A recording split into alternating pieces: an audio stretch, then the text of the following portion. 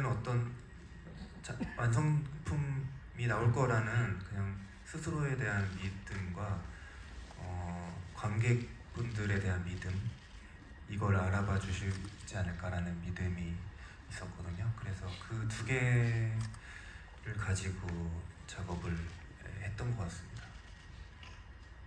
네, 맞아요. 영화 만들 때 그런 믿음이 딱 자기에게 오는 순간 아무리 일정이 지연돼도 끝까지 한 곳을 바라보고 갈 수 있게 되는 것 같아요. 그 믿음과 함께 또 너무나 좋은 배우분들이 이 영화에 참여를 하셨는데요. 박보영 배우님께 질문을 드릴게요. 많은 관객분들이 이제 영화 끝부분에 비밀을 알게 된 명화가 아파트 주민 너머로 영탁을 응시하는 그 표정에 대해 많이 이야기를 하고 계세요. 배우님의 서늘하고 낯선 얼굴을 발견할 수 있어서 정말 반가웠고, 이 영화를 전환점으로 우리가 박보영이라는 배우를 여러 얼굴을 이제 볼 수 있겠구나라고 느꼈어요. 영화 속에서 근데 악인을 그리는 것보다 사실 선인을 구체적으로 그리는 것이 더 어려운 과제인데요. 쉽지 않은 인물인 명화를 표현함에 있어서 가장 깊게 고민한 지점이 어떤 것이었을지 그 과정에 대해서 좀 듣고 싶습니다. 네, 사실 명화를 준비할 때 영화의 캐릭터를 이해하기 위해서 어떤 노력을 했는지에 대한 질문도 사실 많이 받았거든요. 근데 저는 어렵지 않았어요. 명화를 이해하기가 뭔가 제가 그 친구를 이해하기 위해서 뭔가 노력을 해야 되는 건 없었고, 당연히 명화 같은 친구가 있을 거라고 생각했고 존재해야만 한다고 생각했고, 다만 이제 제가 생각했던 건 그런 마음을 행동으로 옮기는 용기에 대한 문제점이라서, 제가 생각하는 그 지점과 그래서 그걸 용기를 냈을 때 영탁이랑 부딪히는 그 부분을 제일 좀 걱정하고 중점적으로 생각을 했었고, 그리고 저는 명화가 굉장히 이타심이 강한 친구지만 또 무조건 선에 서 있는 친구인가는 전 또 뭐 100% 맞다라고는 말씀 못 드릴 것 같거든요. 사실 그런 친구였다면 그 할머니한테 아들을 찾아주겠다고 하면서 그런 행동이나 그런 얼굴이나 그런 것들이 안 나왔을 것 같거든요. 그래서 저는 그냥 그 시나리오에 나와 있는 명화의 그 마음의 움직임을 좀 따라가려고만 노력을 했었던 것 같고, 다른 노력이 막 그렇게 필요하지 않았어요. 그래서 개봉을 하고 명화의 캐릭터를 두고 굉장히 많은 이야기가 생긴 게 오히려 좀 당황스러웠다고 해야 될까요? 네, 좀 그랬어요.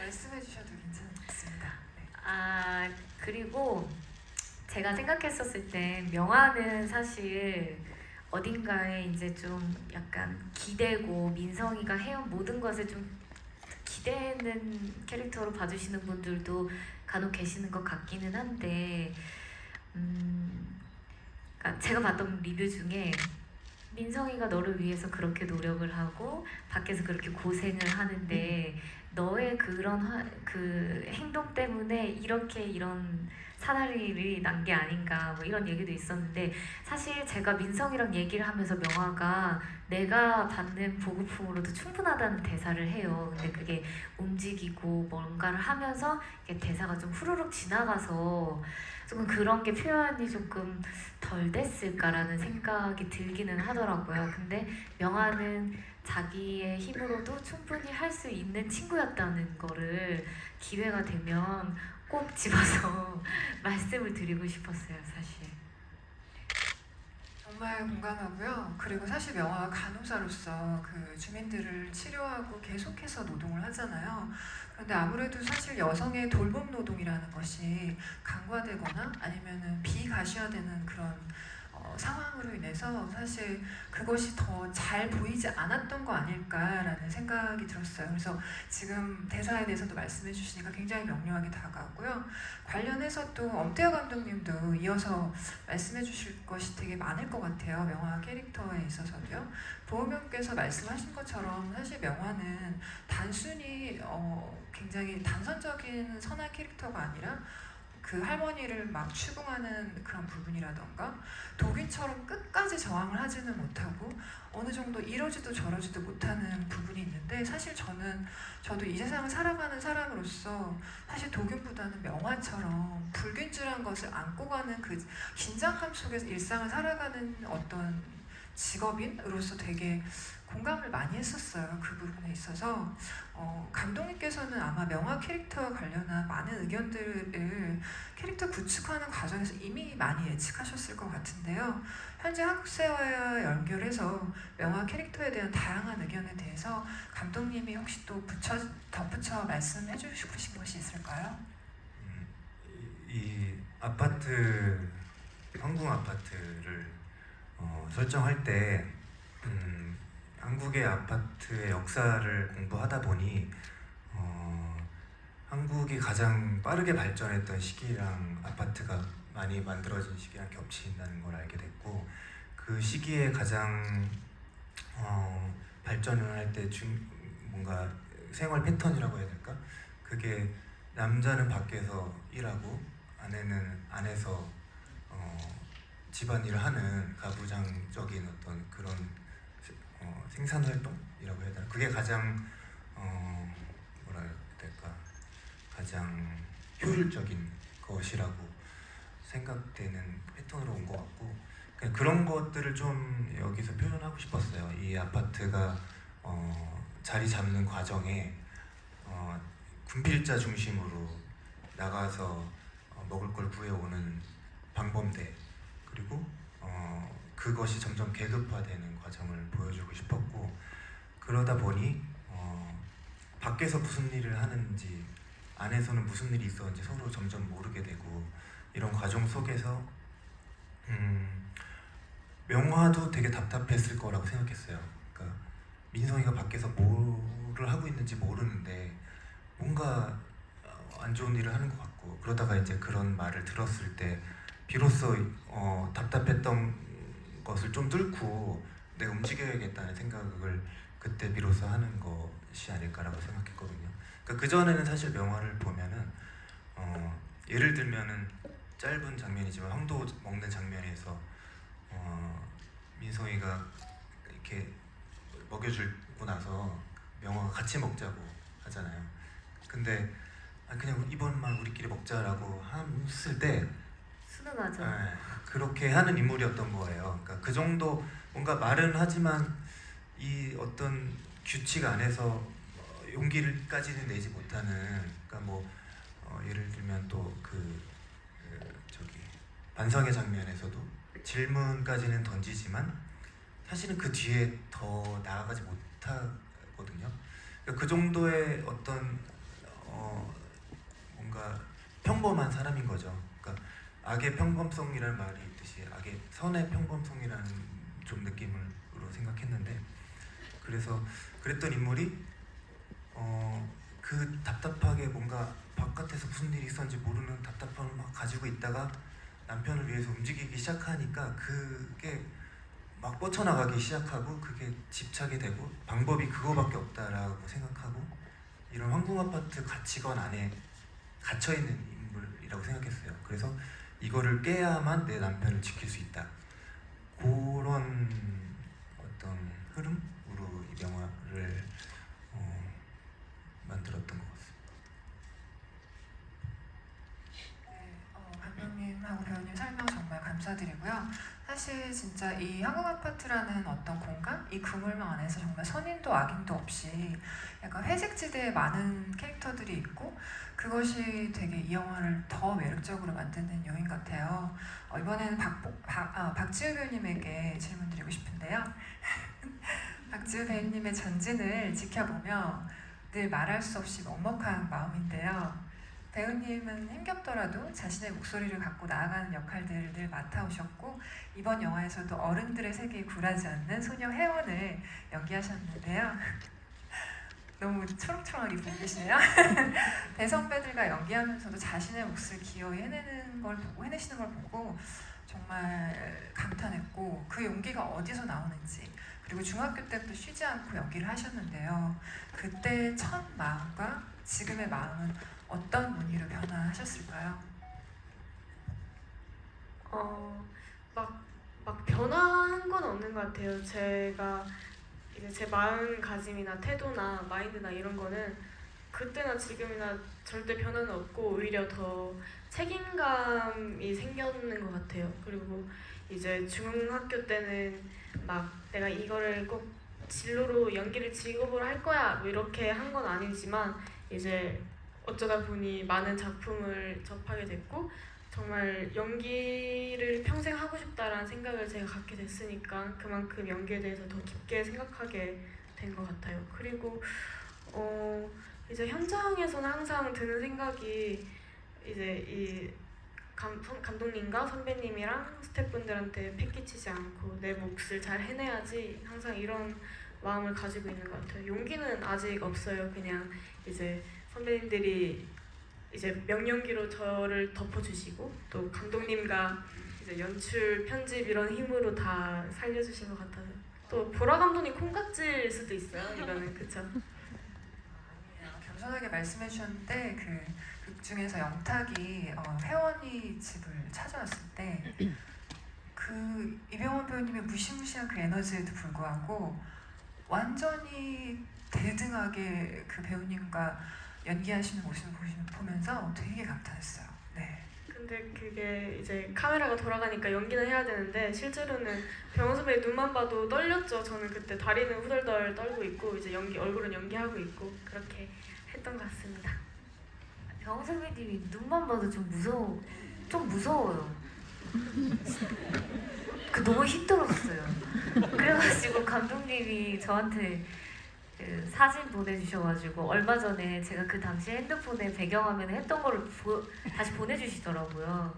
그러면서 멸치도 사진 이렇게 보내주시면서 저희가 헷갈려가지고 처음에 갈치라고 말씀드렸었는데 멸치 이렇게 사진 보내주시면서 멸치라고 생각하세요. 이 눈빛이 이 멸치의 눈이라고 생각하세요 라고 해가지고 제가 정말 열심히 봤는데 익숙은 해졌는데 그 카메라로 돌아가면 그 선배님이 무서운 사람을 약간 꿰뚫어 본다고 해야 되나? 근데 제가 무슨 생각하는지 제가 뭘 어떻게 하려고 하는지를 다 알고 있는 것 같은 그 눈빛이 있어서 그게 마주하는 게 생각보다 많은 용기와 에너지가 필요하더라고. 근데 지우가 그거를 너무너무 잘 하는 걸 보면서 역시 어렸을 때부터 연기를 잘하는 친구는 계속 잘하는구나 그런 생각을 했습니다. 박보은 배우님의 그 서늘한 그 연기도 정말 모든 배우들이 진짜 앙상블이 너무 좋았던 영화였던 것 같아요. 배우님들 이야기 감사드리고요. 이제 다시 엄태화 감독님에게 질문을 드려볼게요. 원작인 유쾌한 왕따 2부를 읽고 굉장히 놀란 게 원작과 영화가 너무 많이 달라서 감독님께서 자신의 색깔로 이 영화를 반죽하셨을 긴 여정이 상상이 되었는데요. 원작은 아주 디스토피아적이지만 영화는 디스토피아도 아닌 유토피아도 아닌 어떤 중간지대의 회색 폐허에서 우리가 어떻게 다시 연결될 수 있는가에 대한 질문하면서 그 80년대 지어진 황궁 아파트라는 공간적 배경을 전면에 내세웁니다.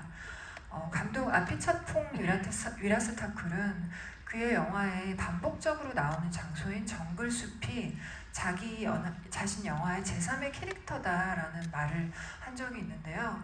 콘크리트 유토피아에서도 황궁 아파트가 살아 숨쉬는 제3의 캐릭터처럼 느껴졌어요.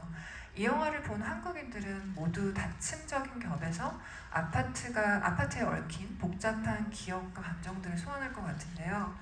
감독님께서 콘크리트 유토피아라는 세계를 만드시게 된 첫 시작, 즉 어떤 하나의 강렬한 이미지나 정서, 기억, 혹은 에피소드 같은 것이 있었을까요? 저 영화에 나오는 항공 아파트 같은 곳에서 제가 되게 오래 어렸을 적에 오래 살았어갖고 그때 기억들을 생각하면은 그때는 현관문을 많이 열어놓고 살았던 것 같아요. 그래서 뭐 옆집에 들어가서 밥을 얻어 먹기도 하고 그리고 또 기억나는 거는 비상계단이 좀 버려진 공간 같은 곳이었어요. 그래서 거기 뭐 장독 같은 거 사람들이 막 갖다 놓고 그랬는데 거기서 많이 놀았던 또 기억이 나고 괜히 막 그 비상계단 2층에서 아래로 이렇게 뛰어내리는 장난치고 그랬던 것 같아요. 그때 그리고 복도가 되게 무서웠어요. 밤에 복도 끝에 있는 집에 살았는데 엘리베이터에서 내려서 복도까지 걸어가는 그 길이 되게 무서웠어요. 뒤에 누가 계속 있는 것 같고 뭔가 이런 그냥 소소한 기억들이 누구나 한국인들이라면 많이 있을 거라고 생각을 했고 물론 지금은 많이 그런 정서가 바뀌었지만 예를 들면 옆집에 누가 사는지 잘 모르잖아요. 그러니까 그런 것들을 또 이 영화에 가져와서 뭐 혜원이가 영탁을 못 알아보는 것이 자연스러운 것처럼 되기도 하고 또 예를 들면 박 소장님이 9층에서 우리 엘리베이터 같이 탔잖아요 뭐 할 때도 그냥 사람들이 잘 넘어가는 것도 그렇고 영탁을 못 알아보는 것도 그렇고 그런 식으로 좀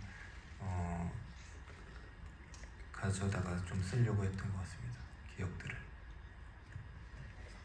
진짜 감독님 영화를 보면서 이 한국 사회에서 아파트로 상징되는 어떤 현대사와 함께하는 그 공간적 무드라고 해야 되나? 그런 정서가 굉장히 잘 드러나서 관객들에게 굉장히 다양하고 이상한 향수와 감정들을 되게 잘 불러일으켰던 것 같아요. 이번에는 배우 두 분에게 질문을 드리고 싶은데요. 감독님과 배우들과의 작업 방식도 좀 궁금한데요.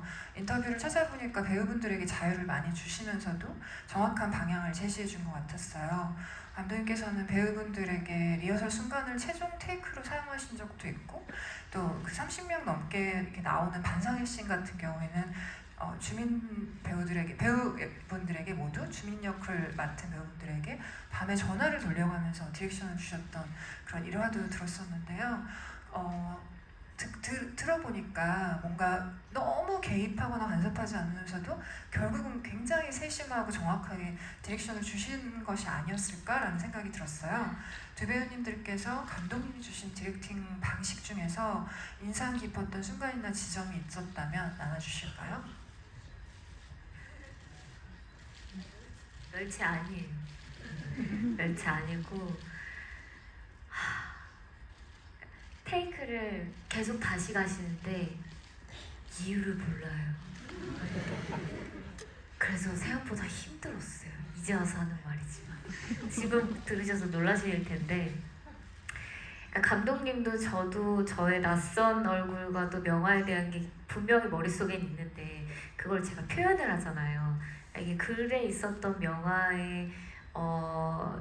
명화가 이게 실질적으로 눈에 보이는 걸로 튀어나왔을 때 저의 얼굴과 제 목소리와 제 대사로 이제 표현을 하다 보니까 이게 잘 맞지 않을 때가 있잖아요. 근데 그걸 잘 찾아가야 되는 방향에서 저도 처음 겪고 감독님도 처음 겪다 보니까 약간 마음에 안 드셔서 계속 다시 하라고는 하시는데 저도 마음에 안 들어서 계속 다시는 하는데 이걸 이제 명확한 길은 또 제시하시고 싶으시진 않았던 것 같아요. 왜냐면 그렇게 하면 제가 또 거기에 갇힐까봐.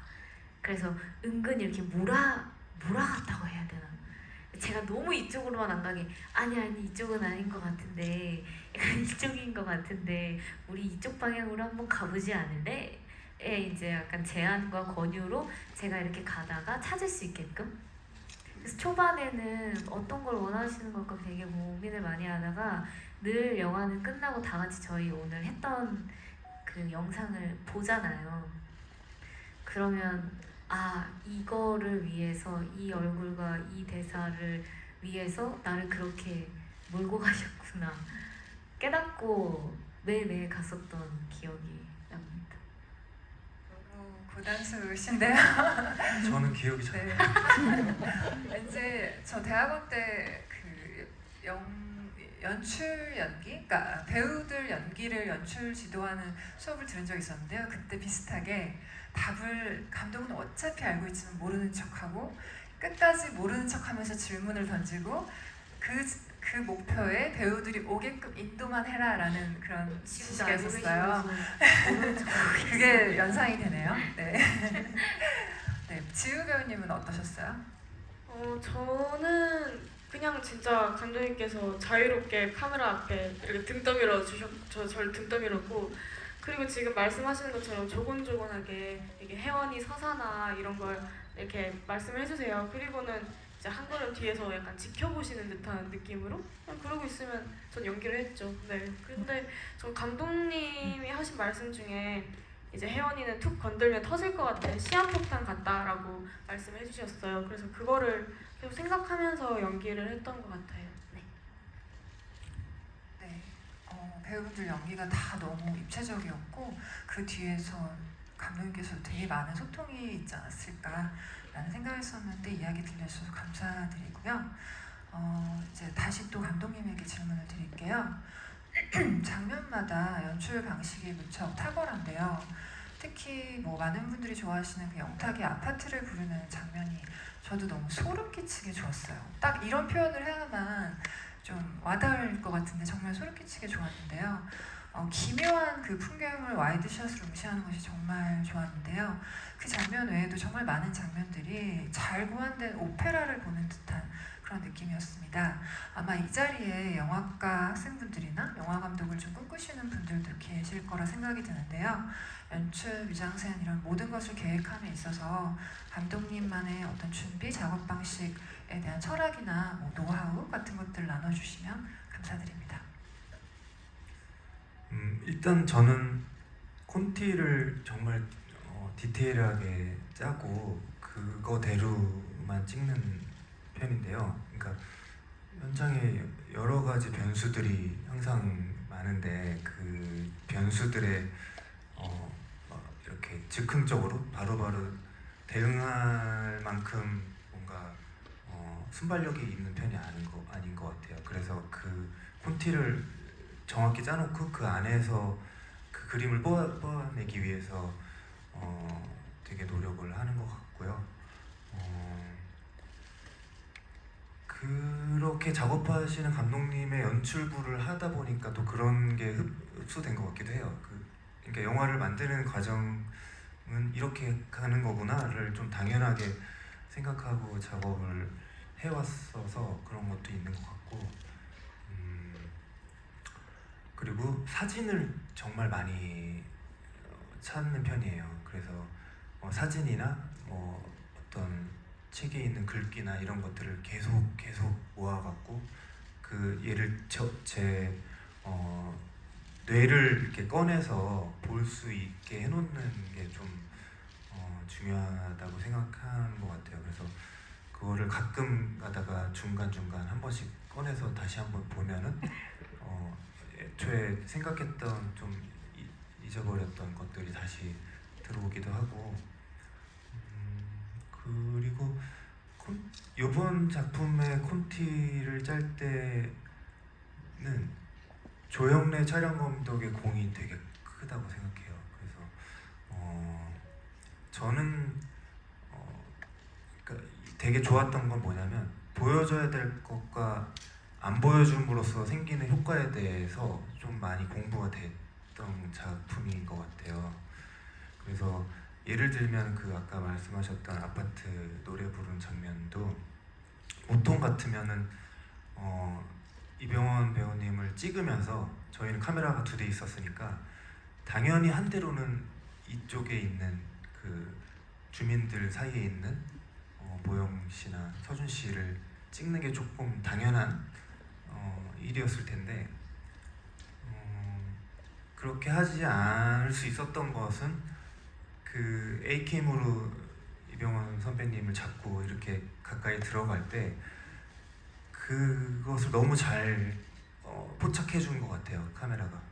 그래서 그런 것들을 보면서 더 확신을 얻고 조용래 촬영 감독이 하는 것들에 제가 믿음을 갖고 이렇게 마치 배우들이 별말을 안 했던 것처럼 그 조용래 촬영 감독이 잡는 어떤 앵글이나 무빙을 보면서 콘티랑은 조금 달라져 있더라도 아 이게 이런 이유로 했구나라는 것을 이제 좀 하다 보니까 서로 이렇게 말 안 해도 알게 되고 그러면서 호흡이 잘 맞아서 되게 좋았던 것 같아요.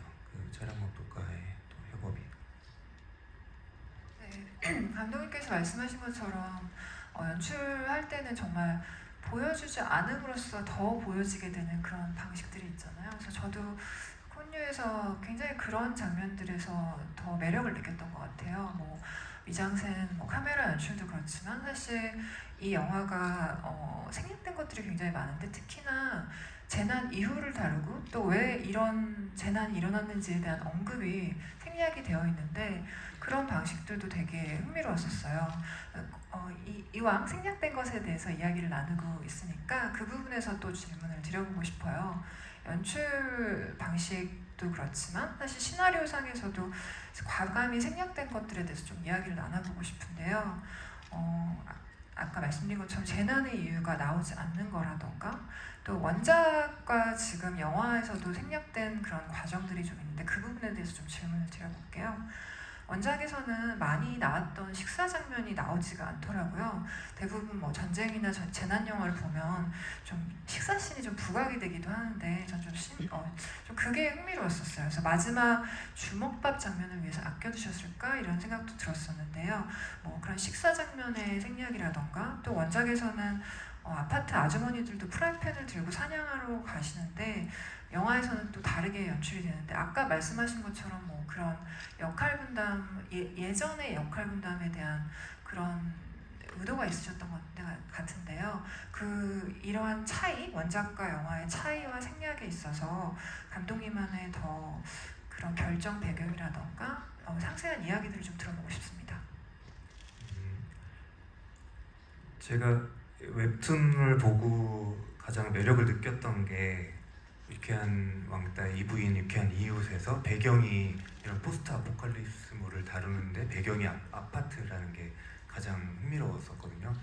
그래서 웹툰에서는 아파트가 나오긴 하지만 그것의 의미나 그런 것들이 이제 좀 전체주의적인 이야기 쪽으로 가고 근데 저는 이게 조금 더 아파트의 의미를 좀 보여주고 싶었어요. 그러니까 한국의 아파트가 어떻게 해서 지금의 브랜드화 아파트가 됐는지 그런 과정에 뭐 정치, 역사, 사회, 문화 모든 게 이렇게 아우러진 되게 한국이 집약된 장소처럼 느껴졌거든요. 그래서 아파트에 집중을 해서 각색을 하게 됐고 그러다 보니까 주인공이 영끌해서 아파트 대출을 이제 사갖고 대출을 갖고 있는 신혼부부로 바뀌게 됐고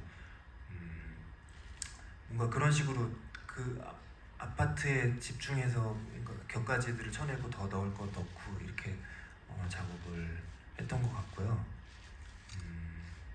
또 뭐였죠? 식사 장면. 네,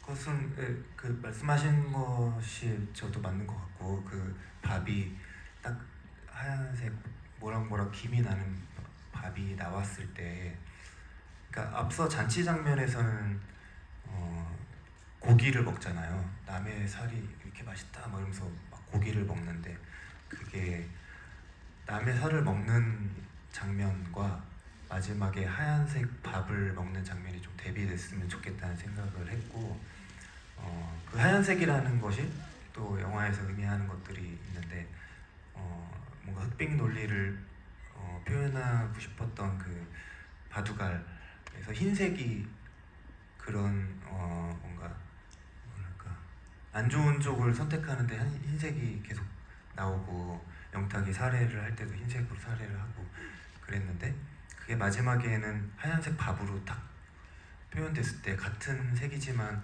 이 흰색도 양면성이 있는 것처럼 보여주고 싶었어요. 그래서 그런 맥락으로 작업을 했던 것 같습니다. 그리고 웹툰에서 그 아까 앞서 잠깐 말씀드렸는데 이게 아파트를 처음에 만든 시점 자체가 군사 정권에서 시작한 걸로 알고 있는데 그렇다고 이게 영화 뭐 정치적으로 막 이렇게 해석되게 하고 싶진 않았어요. 그래서 어쨌든 근데 그 아파트의 맥락을 파다 보니까 그때 만들어진 거고 그런 거 뭔가 군사 정권에서 만들어진 것과 뭔가 가부장제적인 것과 이런 것들이 뭔가 좀 합쳐지어서 이 이야기에 담기다 보니 그런 식으로 좀 분리된 역할을 주고 싶었고요. 그래서 뭔가 명화랑 민성이 조금 더 서로가 무슨 일이 있었는지에 대해서 소통을 하고 그랬다면은 좀 더 좋지 않았을까라는 생각을 하면서 또 썼던 것 같습니다. 네, 지금 답변 주신 것처럼 영화 속에 굉장히 많은 그런 의미들이 있어서 더 이렇게 영화를 집중해서 볼 수 있었는데요. 이어서 그 아파트에 대한 얘기를 좀 더 해볼게요. 저 역시 80년대 때부터 복도식 아파트에 살았었는데요. 기억나는 기억 중에 하나가 저희 친오빠가 공부를 무척 잘해서 윗집 아주머니께서 저를 통해서 오빠가 어떤 학습지를 이용하고 어떤 학원에 다니는지 좀 알아내려고 하셨던 게 굉장히 집요하게 물으셨던 게 기억나요. 또 같은 층에는 이혼을 하고 아들과 홀로 사는 아주머니가 계셨는데 그 아주머니께서 온갖 소문의 대상이 되었던 그런 기억이 나요. 그래서 아파트라는 공간은 사실 공포와 소문과 굉장히 다단한 그런 공간인데요. 한국 사회에서는 특히나 가족과 관련된 상황에서 사람들이 집요해지거나 4인 정상가족 이데올로기가 아파트와 함께 괴를 같이 하죠. 그래서 콘크리트 유토피아에서는 감독님께서 어떤 의도였을까 좀 궁금했던 지점은 그래도 선 쪽에 행하려고 하는 그런 따르고자 하는 인물들은 아이가 없거나 신혼부부라도 아이가 없거나 비혼이거나 청소년이라고 느꼈어요. 그리고 또 명화와 도균 둘 다 선을 향하지만 결국 끝까지 저항을 했던 인물은 비혼 남성인 도균입니다. 그래서 감독님께서 분명히 이 복잡 다단한 총체적이고 거대한 아파트에 대한 영화를 만드시면서 이러한 맥락에서 상황을 설정하신 걸까 굉장히 궁금했는데요. 그 지점에 대해서 좀 나눠주실까요?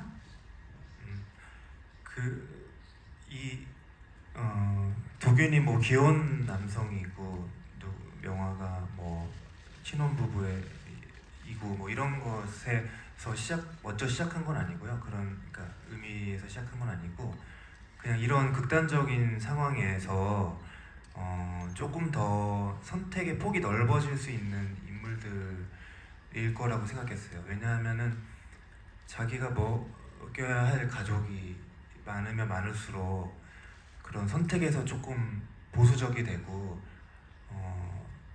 먹고 사니즘이죠, 말 그대로. 그러니까 먹여 살려야 되는 것에 대한 부담이 그런 것들이 조금 더 이기적인 선택을 하게 되고 그런 이기적인 선택들이 모이다 보면 전체적인 선택이 이 영화를 막 선과 악으로 딱 나누고 싶진 않은데 굳이 따지자면은 안 좋은 선택을 하게 되는 결과로 가지 않나라는 생각에서 그런 기준을 두고 이렇게 좀 배분을 했던 것 같아요. 감사합니다. 이제 다시 배우분들에게 질문을 드려볼게요. 박보영 배우님께 질문 드리고 싶은데요. 배우님이 연기하셨던 그 엔딩 장면이 정말 와닿았어요. 아마 다른 분들 모두 그 장면에서 굉장히 많이 눈물을 흘리셨을 것 같은데요. 명화가 살아도 되냐고 물었을 때 죄의식이나 슬픔, 희망 많은 것이 내포된 그 다층적인 물음이 굉장히 좋았는데요. 그 장면을 연기하실 때 어떤 마음으로 그 질문을 던지셨는지 또한 영화가 끝난 뒤 명화는 어떻게 살아가게 될까요? 안 그래도 감독님과 명화는 잘 살고 있을까에 대한 얘기도 한번 나누긴 했는데 명화는 자기가 가지고 있는 신념 그대로 쭉 지낼 것 같고요. 그런 마음을 좀 더 따뜻한 마음을 표현하면서 살 수 있는 곳에 당도했다고 생각해서 한국 아파트 때보다는 조금 더 그 마음을 펼쳐놓고 살고 있지 않을까. 근데 그 이후에는 또 어떤 또 고난과 역경이 그녀의 앞에 있을지 모르겠지만 그냥 가지고 있던 그 신념 그대로 영화는 살아가고 있을 거라고 생각합니다. 그리고 그 마지막 대사는 제가 시나리오를 읽고 아 내가 이 영화를 해야겠다라고 다짐했던 정말 가장 큰 이유이기도 했거든요. 이 여정을 다 지나고 났을 때 그냥 다 평범한 사람이었다라는 이 대사가 저한테는 너무 크게 와닿았고 정말 무슨 머리를 한 대 맞은 것 같은 느낌이 들어서 너무너무 하고 싶었고 그래서 이 영화를 통해서 보시는 분들에게 질문을 던지고 싶은 그런 마음이 있었고요. 그리고 제가 여기서 살아도 돼요? 라고 물었을 때 그 분들께서 그거 왜 저한테 물어요? 그냥 살아있으면 사는 거지 뭐라는 되게 심플한 대답을 던져주시잖아요.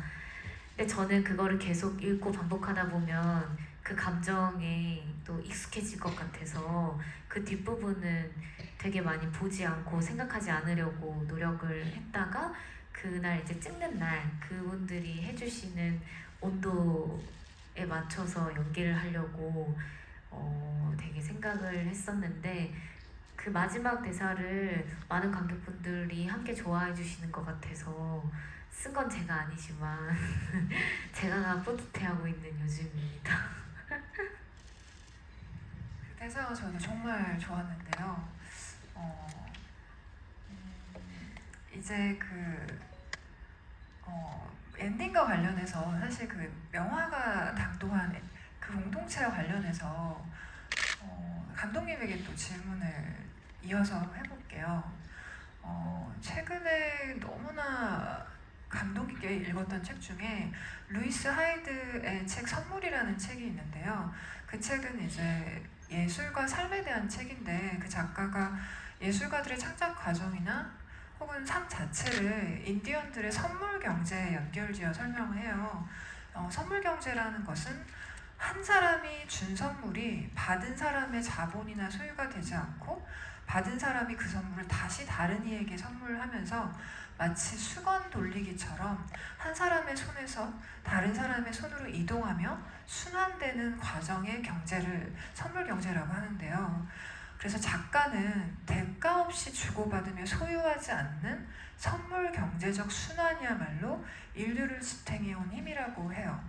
저도 굉장히 공감을 했었고 마지막 명화가 당도한 그 공동체를 보면서 저는 그 선물 경제가 통용되는 그런 공동체가 아니었을까라는 그런 생각이 들었었어요. 하지만 우리가 지금 이 회색지대에 있는 우리는 원주민들의 선물 경제 같은 유토피아를 꿈꿀 수는 없지만 그렇다고 해도 냉혹한 시장 경제, 즉 황금 아파트의 그런 룰 같은 극단적인 어떤 이기주의 그것을 넘어서 감독님께서 그